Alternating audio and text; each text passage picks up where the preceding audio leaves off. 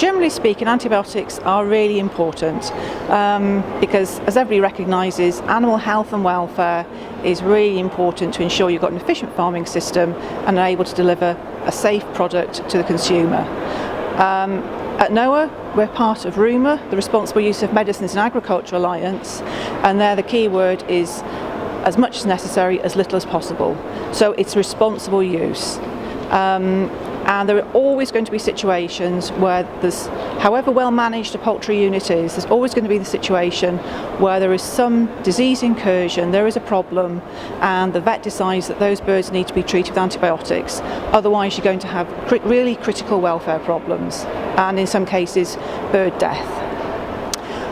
Well, I think overall I can understand where government's coming from, and I think it's a very good story. We've got a really good situation here where UK government has recognised that antimicrobial resistance is a global problem, and the Prime Minister has commissioned Lord O'Neill, who is an economist, got a team from the Treasury to look at this in more detail as a world issue, and so the UK, we're seen to be leading from the front here.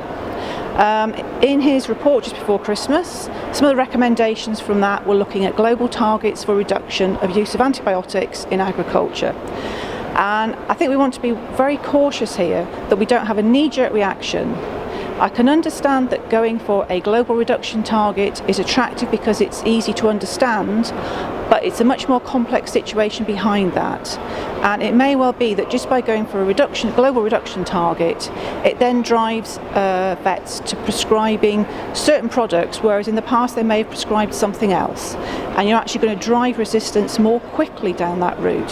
So it's something which producers certainly need to be concerned about. Just to make it clear, at the moment, no products have been banned, so all products are still available for use.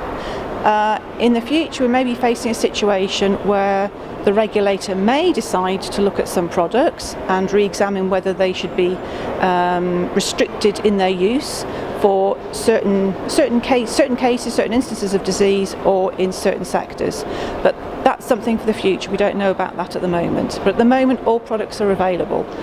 And it is very much a case of the farmer in discussions with their vet, because don't forget, all antibiotics are only available through a veterinary prescription. They're all POMV products. So it's important to have that discussion with their vet and decide what's the most suitable course of treatment for their flocks in reaction to whatever the problem is they have at the time. Oh, well, obviously, many of my members are the companies who actually manufacture the products, so they obviously have a very close interest in what's happening. But as I said at the outset, we're very active members and founding members of RUMA.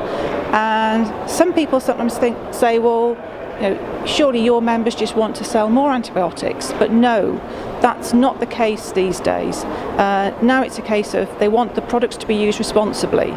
Because don't forget, in the long term, for my members, it's most important that those products retain their efficacy for as long as possible.